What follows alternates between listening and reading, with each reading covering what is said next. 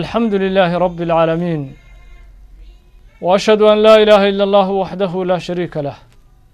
وأشهد أن سيدنا ونبينا محمدا عبد الله ورسوله صفيه وخليله وخيرته من خلقه وبعد ولا ليال داود يال وحلقدني لبعض أكو سابسن تاريخ دي صحابي وينا الأورنجري عبد الله بن حذافة السهمي عبد الله بن حذافة السهمي وحانو سوق قادني إنو حنباري وراق قرال النبي صلى الله عليه وسلم وأدر هيي بقركي مركي مامولة هيي لولكا لأورنجري فارس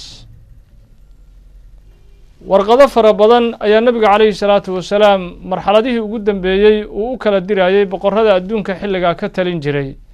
isagoo nabigu sala allahu calayhi wasalam u marsiinahayay warqadaha fartiimo diineed ee uu u dirahayay boqorrada si ay islaamka ugu soo biiraan kana tagaan kufriga iyo gaalnimada ay ku jiraan haddaba nabiga sala allahu calayhi wasalam saxaabigeennan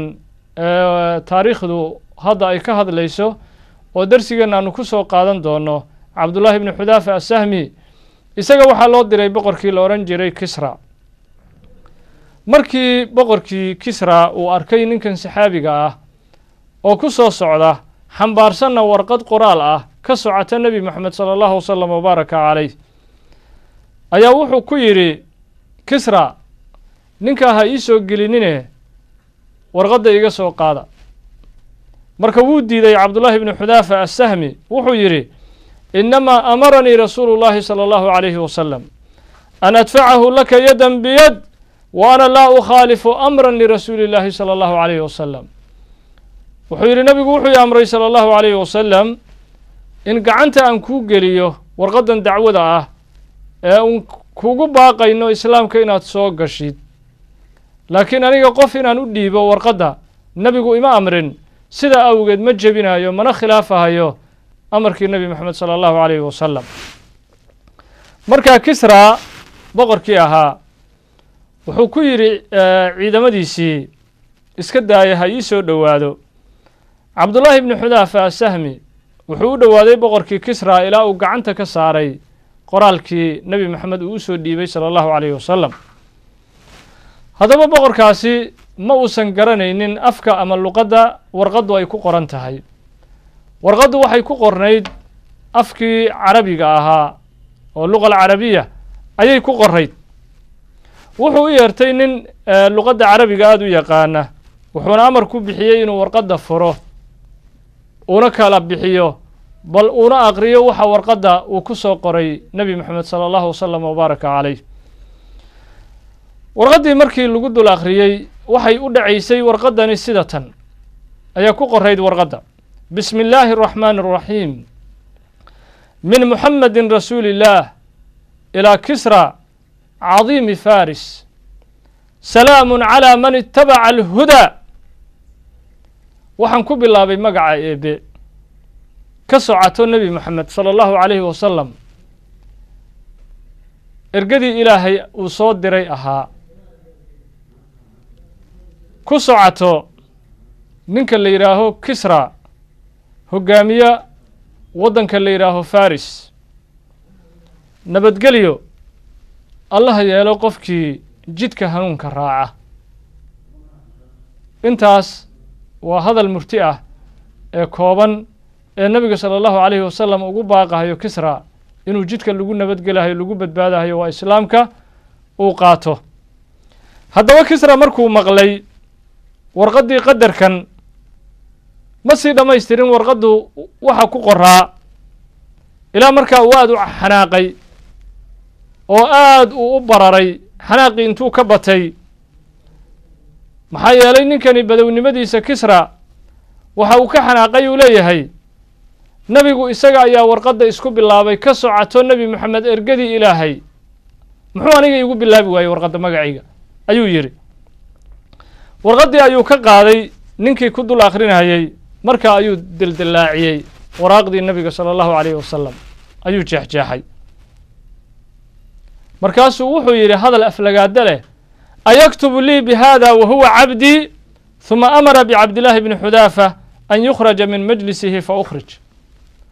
wuxuu yidhi isagoo addoonkaygii ah miyuu waxan oo kale aniga ii soo qorahayaa buu yidhi addoonkaygii isagoo ah nebi maxamedu sidaa u aflagaadayn wuxuu amar ku bixiyey saxaabigan cabdullaahi bni xudaafa assahmi xafiiska ha la iga saaro ayuu ku yidhi cabdullaahi bni xudaafa assahmi wuxuu ka baxay xafiiskii boqorkii kisra isagoon markaa ogeyn waxa lagu samayn doono bal in la dili doono iyo in la cafin doono laakiin markii uu xafiiska ka baxahayey cabdullaahi bni xudaafa waxa uu yidhi wallaahi maa ubaali calaa ayi xaalin akunu bacda an addaytu kitaaba rasuuli illaahi sala allahu calayhi wasalam wuxuu yidhi wixii doonaa ha igu dhacaan mar haddii fartiintii nebi moxamed aan gaarsiiyey meeshii loogu tala galay waa boqorkii kisra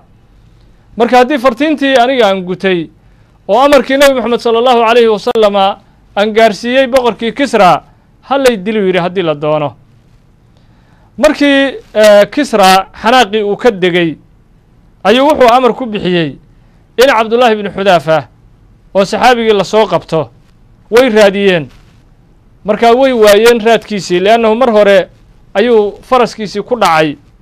oo markaa uu dhaqaajiyey cabdullaahi bni xudaafa assahmi haddaba nabigu sala allahu calayhi wasalam cabdullaahi bni xudaafa assahmi nabiga ayuu u tegey wuxuuna u sheegay wixii uu kala kulmay boqorkii kisra iyo inuu dildilaaciyey waraaqdii iyo qoraalkii nebi moxamed sala allahu calayhi wasalam markaa nabigu calayhi salaatu wasalaam hal eray uunbuu ku dhawaaqay wuxuu yidhi mazaqa allaahu mulkah sida uu waraaqdayda fartiintaa u dildilaaciyey boqortooyadiisa sidaasoo kale allaha u kitfo iyo dowladdiisa allaha dildilaaciyo isagana marka intaa kuma siman boqorkii kisra waxa uu qoraal deg dega u qoray nin isaga yeman wakiil uga ahaa oo la odhan jiray baadaan wuxuu ku yidhi ninkan dhulkan xijaas ka soo baxay waxaad u dirtaa buu yidhi laba nin oo ciidan ahee xoog leh waxaadna labadaa nin amar ku siisaa in ay si deg dega xafiiskayga iigu keenaan nebi moxamed ha la ii soo qabtuu yidhi nebi moxamed hadduuba gaaray inuu qoraallo ii soo diro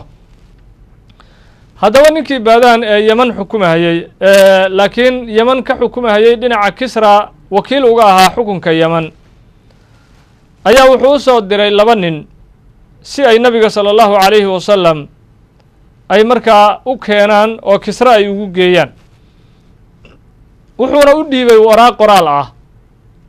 oo uu ku codsanahayo waraaqdaa qoraalka ah inuu si deg dega u soo raaco isagoon daahdaahin nabigu sala allahu calayhi wasalam laakiin ninkan nin caqli badan ayuu ahaa baadaan wuxuu yidhi xogta nebi moxamed ii soo ogaaduu yidhi ninka nebinimada sheeganaya bal waxa uu yahana soo ogaada labadii nin way baxeen waxay gaareen daa'if markii dhulka daa'if ay tageen waxay heleen rag ganacsato ah ee ka mid a qabiilka reer quraysh waxay weydiiyeen nebi moxamed sala allahu calayhi wasalam halka uu ku sugan yahay waxay yidhaaheen nebi moxamed wuxuu ku sugan yahay magaalada la yidhaaho madiina almunawara ganacsatadii waxay u tageen dhinaca maka iyagoo aad u faraxsan aad u bishaaraysanahaya waxayna iskugu tahniyadaynahayeen waxay dhahayeen ogaada farxad weyn ayaa soo socota madaxweynaha kisra ayaa fartiin u soo faray nebi moxamed oo yidhi ha la ii soo xirxiro ha la ii soo qabto si deg degana xafiiska ha la iigu keeno marka gaaladii oo dhan waxay isku direen tahniyado iyaga oo dhahaya waanu ka raaxaysanaynaa nebi moxamed sala allahu calayhi wasalam leannahu boqorkan kisra waxa uu taagnaa booskan hadda dowladda maraykan ay adduunka ka taagan tahay oo dadka yacni ay ka heybeysanayaan ama ay ka baqahayaan booskaasoo kale ayuu kisra u taagnaa adduunka dowladdu wuxuu dhisay awooddeedu ay yacni ballaaran tahay dowladaha kalena ay aada uga baqaan marka gaaladii oo dhan waxay iskugu tahniyadeeyeen dee waa nin maantay maraykan dalbanahayo oo kale oo uu yidhi ninkaa ha la ii soo qabto heerkaasuu taagnaa kisra iyo xukuumaddiisiba marka tahniyada ayay isku direen gaaladii oo ay leeyihiin nebi moxamed sala allahu calayhi wasalam ninkaa ayaa gacanta ku dhigi doona labadii nin marka waxay magaalada madiine ayay ugu tageen nabiga sala allahu calayhi wasalam waxayna u dhiibeen waraaqdii uu soo qoray baadaan marka waxay ku yidhaaheen warqaddani waxa ay ku leedahay inaad si deg dega aada u soo baxdo waxaa ku codsanahaya boqorka kisra haddii aad si dhega fudud hadalkeenna aada u dhegaysatid oo aadna raacdid waanu kaala hadli doonaa boqorka kisra laakiin haddii aad diiddo waad og tahay kisra awoodda uu leeyahay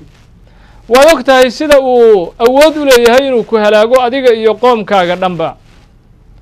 marka way u cagajugleeyeen waxayna ugu hanjabeen awoodda iyo haybadda markaa dowladda kisra ay adduunka ay ku lahayd rasuulku marka sala allahu wasalam wabaaraka calayh wuu dhoolla caddeeyey wuu ku qoslay nimanka wuu ku qoslay wuxuuna ku yidhi irjicaa ilaa rixaalikum alyowm wa'tiyaa ghadaa wuxuu yidhi guryihiinna ordoo isaga laabta bal maanta berri markii waagu inoo baryo markaasaan warbixin idin siine bal ii kaalaya berri barridii markii la gaadhay nimankii nabiga ayay ku soo kallaheen sala allahu wasalam wabaaraka calayh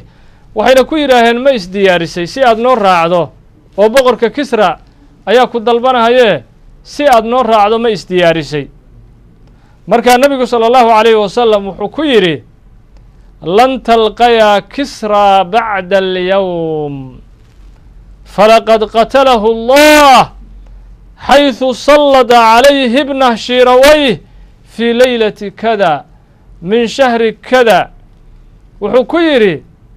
war nin kisre la yidhaaho maanta wixii ka dambeeya magiciisa lama maqli doono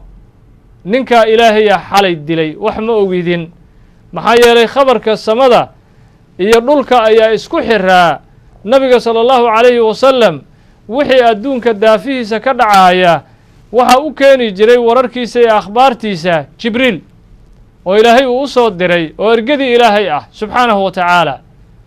marka nabiga jibriil wuxuu u soo sheegay ninkaasi in la dilay oo rabbi subxaanahu wa tacaala bal dulliga iyo dullinimada ninkaa boqorkaa ku dhacay wiilkiisii ayay siyaasadda isku qabsadeen shiirawayh wiilkiisiyaa dilay oo ilaahay uu ku salliday subxaanahu wa tacaala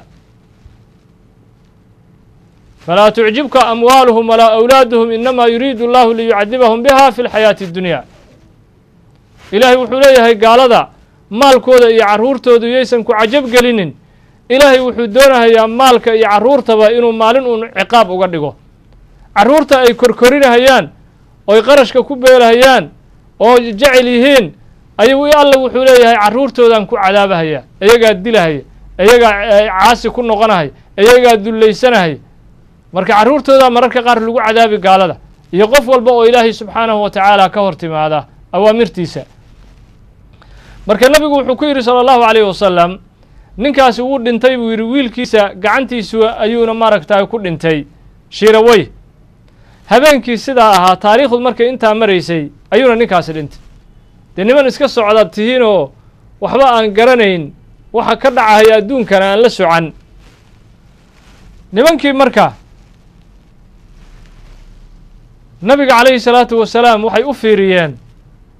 si yacni aad ay uga muuqato wejigooda yaab iyo amakaag way la yaabeen hadalka nabiga sala allahu calayhi wasalam waxayna ku yidhaaheen atadri maa taquul anaktubu bidalika libaadaan waxa aad ku hadlayso horta ma garanaysaa oo warka adiga aad ku hadlayso ninkii baadaan yeman xukumahayey ee kisrana markaa uu wakiil uga ahaa yeman ma u qornaa hadda kisra dhintay oo ninkaa maanta ka bacdi dowladdiisa ma shaqaynayso wiilkiisaa ilaahay ku salliday taariikhda ma u qornaa wuxuu yidhi nabigu sala allahu calayhi wasalam nacam waquulaa lahu ina diinii sayabluqu maa wasala ilayhi mulku kisra wa inaka in aslamta acdaytuka maa taxta yadayka wamallaktuka calaa qowmik wuxuu yidhi nabigu sala allahu calayhi wasalam sidaa u sheeguu yidhi u qora waxaad kalaad ku tiri ahaan buu yidhi diintaydu waxay gaari doontaa waa diinta islaamka boqortooyada kisra meesha hadda ay joogto ودولك فارس إيران إيو دولك ماركتها إلى أفغانستان إيو هندي إيو باكستان إيو دولك فارس الأورنجري meesha uu ka talinayo ayaa islaamkaygu gaari doonaa oo diintaydu gaari doontaa sidaa u sheeg waxaad kalood u sheegtaa ninkan baadaan ee yeman xukumahaya haddaad soo islaamto waxaan gacanta kuu gelinahayaa yeman madax ayaana kaa dhigi doonaa taasina waxay ka mid tahay siyaasadaha uu adeegsanayay nebi moxamed sala allahu calayhi wasalam maxaa yeelay qofku markuu iimaankiisu uu daciif yahay weli waxaa qalbigiisa ka buuxa maaddadii iyo dirhamkii iyo diinaarkii iyo doolarka jacaylkiisii iyo xugun jacaylkii ayaa qalbiga ka buuxa sidaa awgeed marka si cudurkaa tartiib tartiib looga daaweynayo waa in marka waxyaalihii ku borogaraamsanaa oo ku barmajgaraysnaa waa in marka gacanta loo geliyo isagaaba iska nici doona waxyaalaha noocaas oo kalea markuu islaamka si wanaagsan u macaansado labadii nin way baxeen waxayna u galeen ninkii baadaan waxayna u sheegeen fartiintii nebi moxamed sala allahu wasalam wabaaraka calayh markaasuu wuxuu ku yidhi baadaan waxa uu nebi moxamed sheegay haddiiba ay dhacaan buu yidhi oo ninkaa kisra wiilkiisa uu dilay waa nebi xaqiiqo ah buu yidhi laakiin haddii sida uu u sheegahayo arrintu aysan noqonin go-aan ayaan ka qaadan doonnaa buu yidhi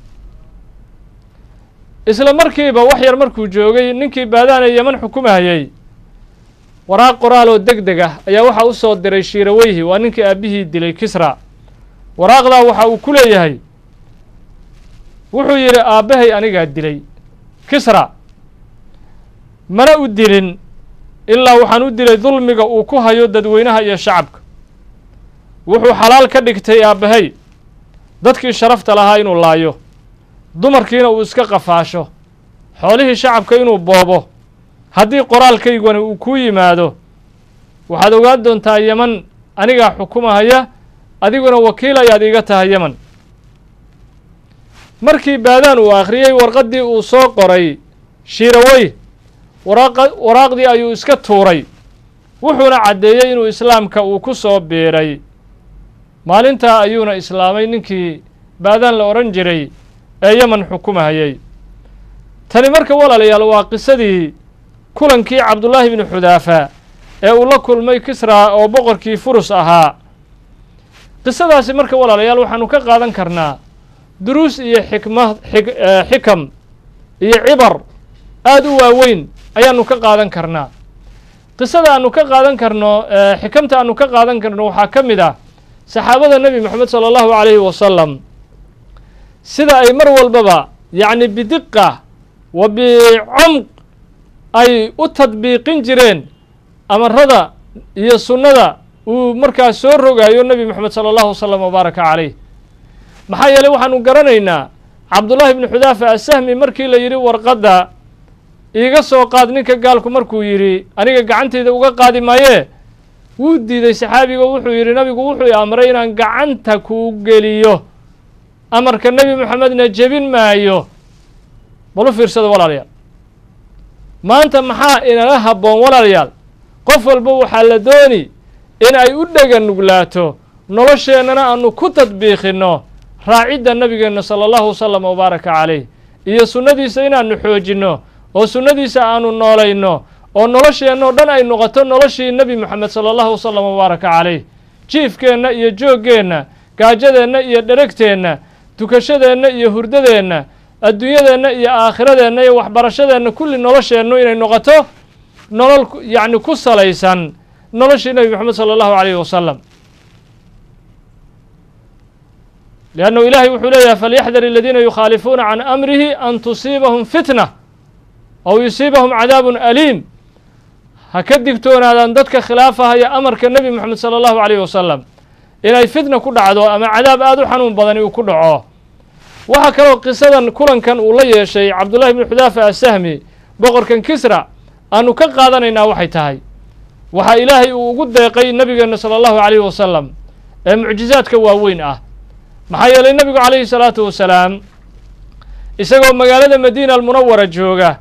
ayaa waxaa ilaahay ogeysiiyey habeenkii la dilahayay kisra isagoo faris jooga waa dhilka eeraan isagoo jooga ayuu magaalada madiina almunawara sacuudiga uu nabigu ku ogaaday sala allahu calayhi wasalam. marka waxay ka mid tahay mucjizaadka ilaahay subxaanahu wa tacaala uu ugu deeqay nabigeena sala allahu calayhi wasalam. xikamka aanu ka qaadanayno waxaa ka mid ah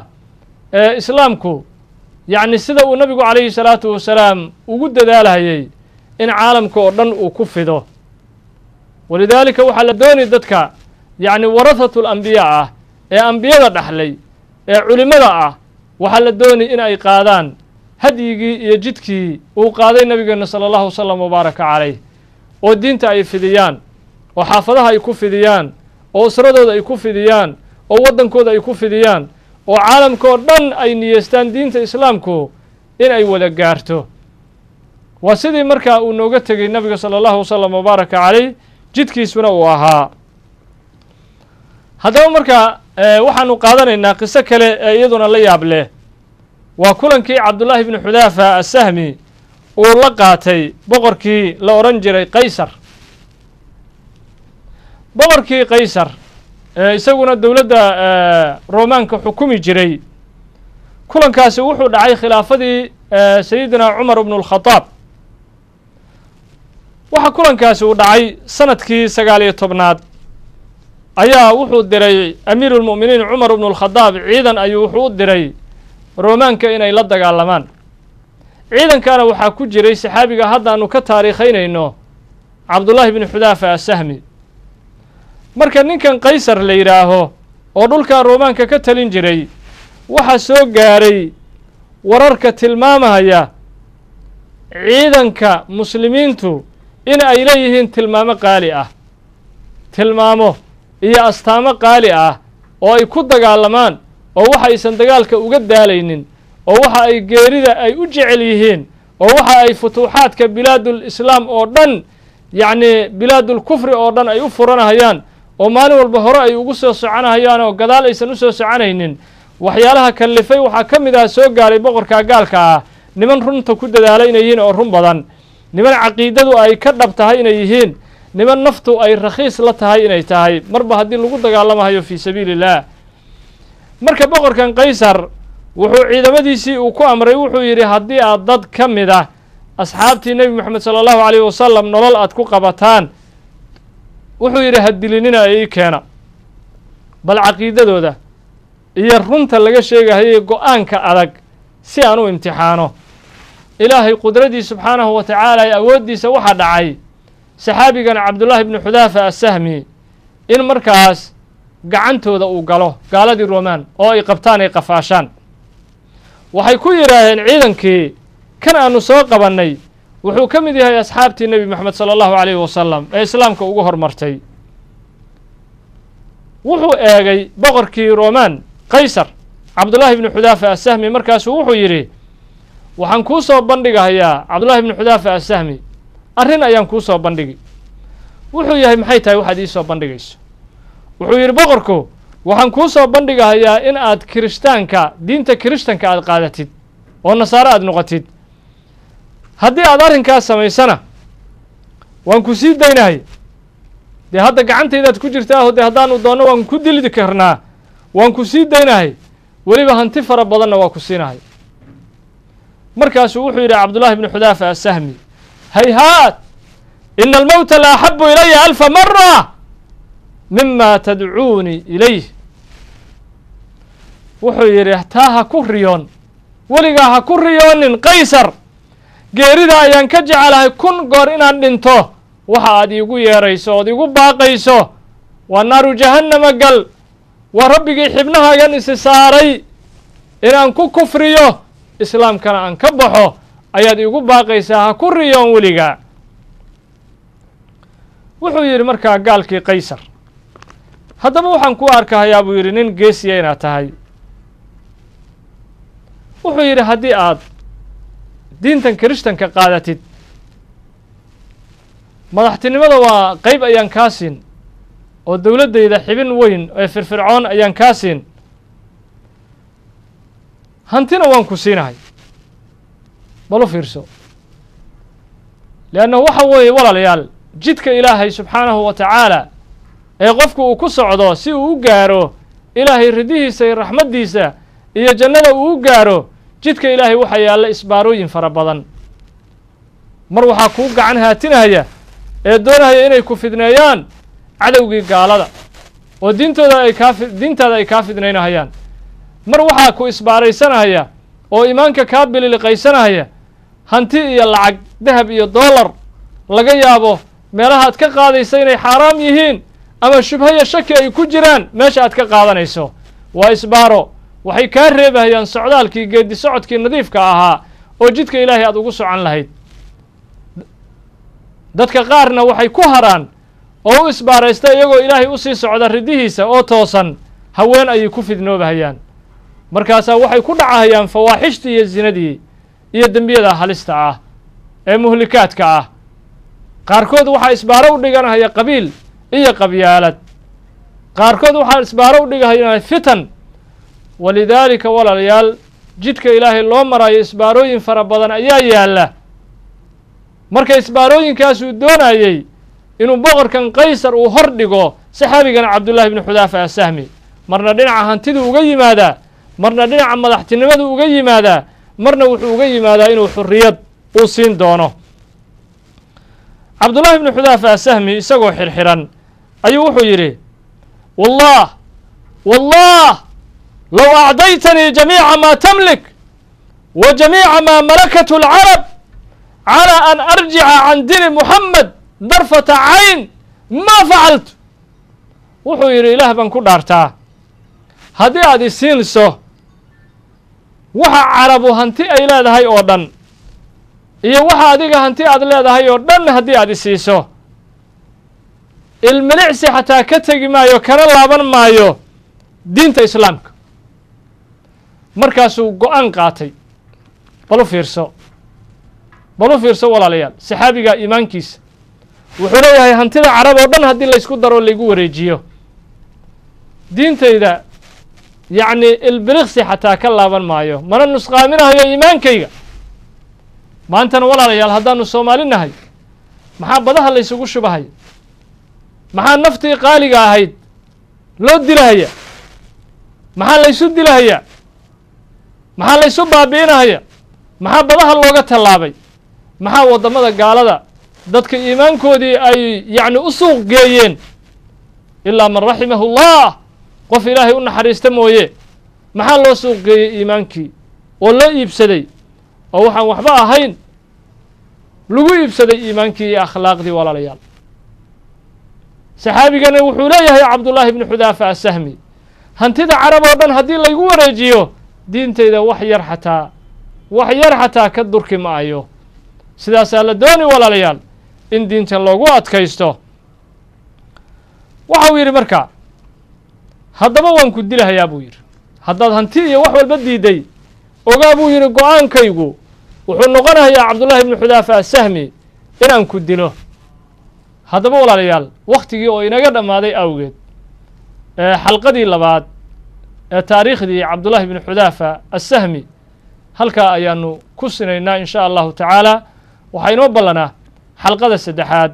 ee aanu ku dhammaystiri doonno taarikh nololeedkii cabdullaahi ibnu xudaafa assahmi iyo bal waxa ay ku dhammaan doonto sheekadan cajiibka leh ee dhex martay boqorkii roomaan xukumahayey qaysar iyo saxaabigan cabdullaahi ibnu xudaafa assahmi daawadayaal aad ayaanu idinkaga mahad celinaynaa fursadda aad inoo siiseen inaad ina dhegaysataan na daawataan hada wabillahi towfiiq wassalaamu calaykum waraxmat ullaahi wabarakatu